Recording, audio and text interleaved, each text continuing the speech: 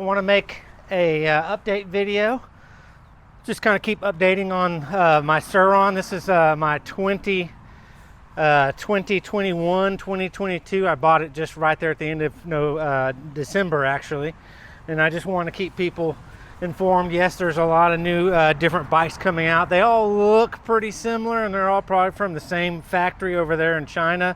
But they're all very, very good product. And the newer ones have a little bit more different features, maybe a little bit better, but you can come in and still have a older model Surron, maybe 2018, 19, 20, and you can do a lot of things like I've done. I just want to recap on some of the things I've done, and if you've been following along, a lot of the things I've done, but I'm going to post all my modifications that I've done.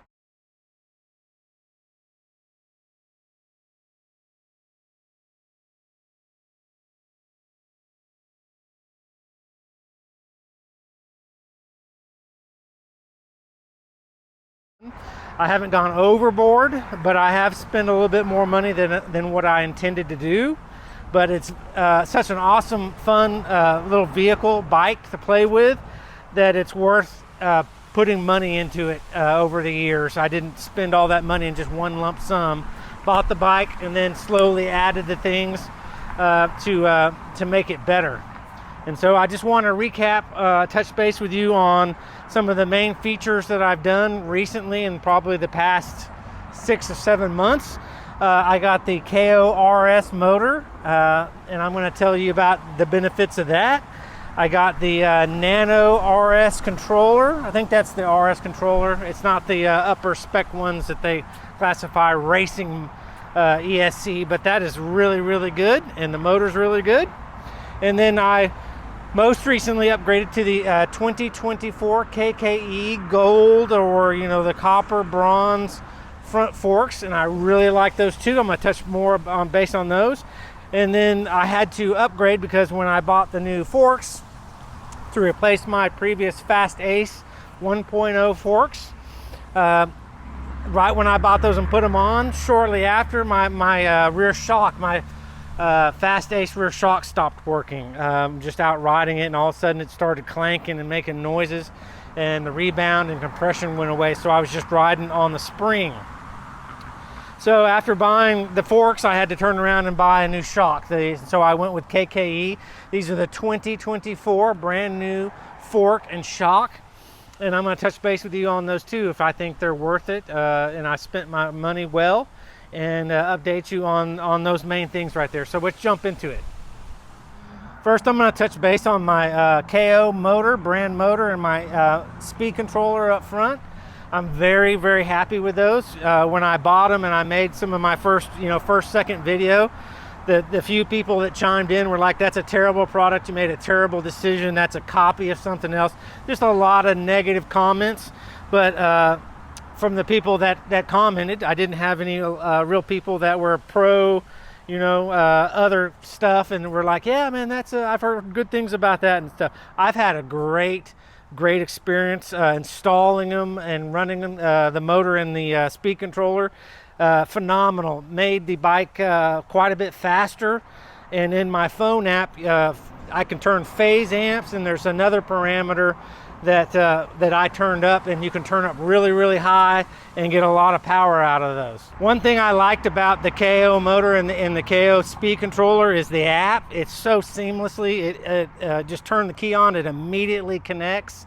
I mean, immediately connects, and lets you see all your parameters. But let me touch base with you on some things that I really liked about this. Field weakening. Since I was running the KO motor and the KO controller, it told me that I could turn that up all the way to maximum. And if you're running a KO controller and you have the stock Surron motor, then you have to keep that field weakening way down, like level 2 or level 1. My voice is, because I'm having to talk so loud for the microphone, my voice is crackling. But I can turn it all the way up on maximum, and in short, that means I can just go faster. I think that's a higher top end. It allows the motor to kind of go past its normal limit, and so maximum field weakening, and then max phase current amps. If you were running a factory motor, the stock Surron motor, you'd have to crank those max phase amps quite a bit down, because you will actually end up overheating your motor and damage your motor. With the KO motor and KO controller, I can actually turn my max phase amps up to as high as 560 amps. If you were running the factory motor, you would have to turn that down quite a bit, and so your motor runs cool and it doesn't overheat and you don't damage your motor. So there is a huge benefit to running the KO controller and the KO motor. And I'm still running the stock battery, so if I had a 72 volt battery, I would really be able to put a lot of power to this, but actually it would probably be too much power.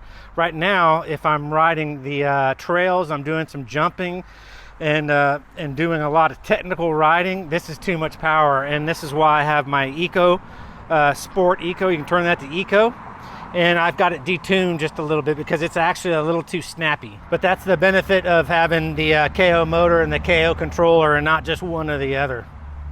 I think it's well worth it performance wise. All right, now I'm going to talk to you about the KKE front forks, and next I'm going to talk about the KKE rear shock. The front forks are a big, huge upgrade for me because of the 55-pound spring that comes in the fork. These forks are 3 pounds lighter than the Fast Ace forks that I previously had on here. A lot more adjustability, and you can actually feel the differences in the adjustments that you make. So this fork is turning out to be a much better, stiffer fork for me for when I'm jumping and riding faster speeds and through the trails. It's maybe not as plush because it's not as soft as springy fork, but it's definitely a more performance oriented fork. So I'm very happy with it.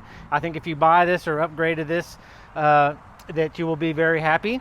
Also too, the KKE rear shock, it's a 2024 newer model.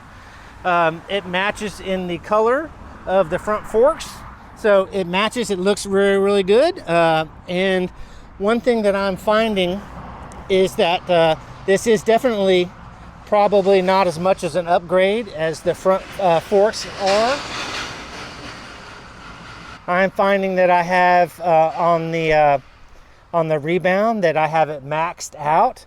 I've got the 550-pound spring on here, which is definitely a bonus versus the 400-pound spring. So for my weight of being closer to 200 pounds, being able to have this, put this spring on, which I put on in another video, makes a big difference.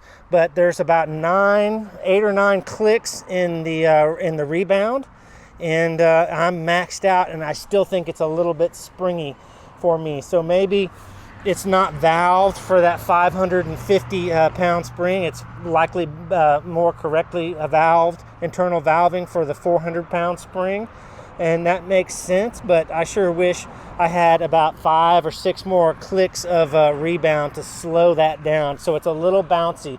So I wouldn't recommend this shock as much as the front forks. It is definitely maybe a little small upgrade, but to buy a new Fast Ace shock I think was more expensive than buying this that was $250, and I got 3 choices of spring rates, and so I went with the 550. And again, the springs cost about $55 each with shipping. So I had to replace the shock, so I've got a shock, at least it matches the front fork, and I just wish it had more more rebound that I could add to it to slow the rebound down. So not recommending this as much as the front forks. To recap, I'm really happy with everything that I've done to this Surron. I enjoy it so much. It's such a great and fun bike to play around on and toy around on. I don't get to ride a bunch of heavy-duty trails because there's just no trails around me to go ride this, and that's just a downfall. I mean, hopefully I can get a truck here in the future, and then I'll be able to put this in the back of the truck and take it to some more trails with more things to go ride. But I'm very happy with the front forks. I'm pretty happy with the rear shock. Again, wish it just had more rebound adjustment in it, ability to tune that in there.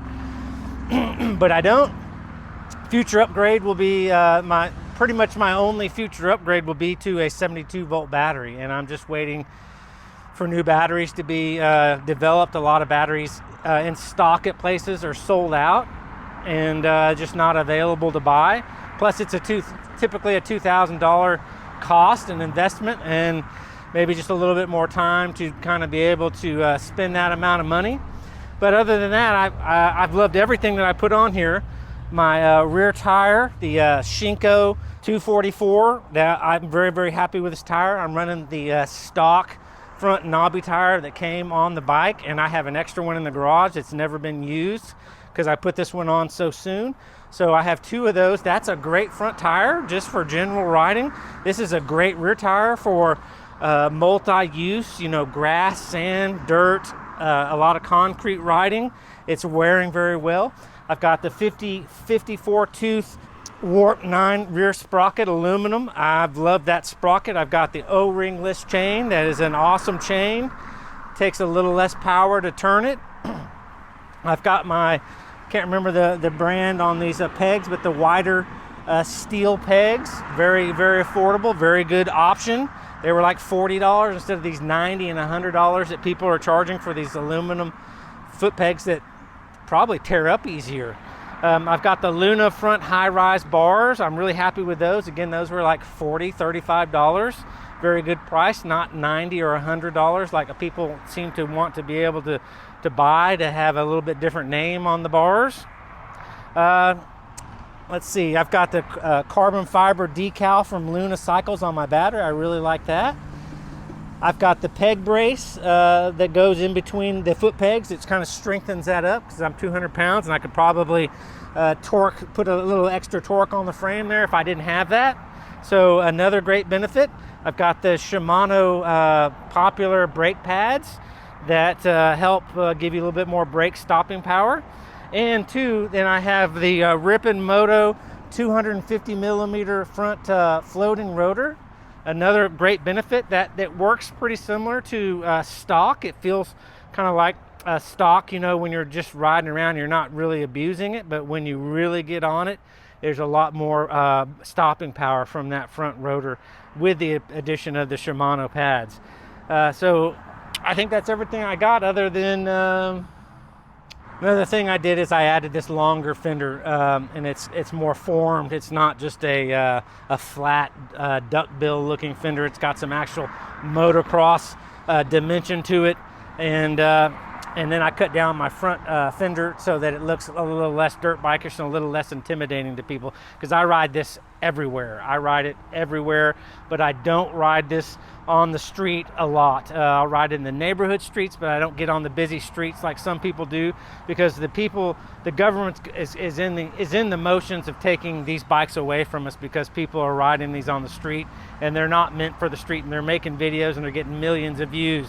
And so more people are buying them and abusing that and riding them on the street, and so the government's going to have to start regulating these like they are in different states. And so soon here shortly, I probably won't be able to ride this anywhere except off-road, because, you know, you'll get your bike impounded, or you'll get a very steep fine, and then you'll probably have to get insurance on these. So with that in mind, thanks for watching. Have a great day. I appreciate you, and check back for more videos. All right, bye-bye.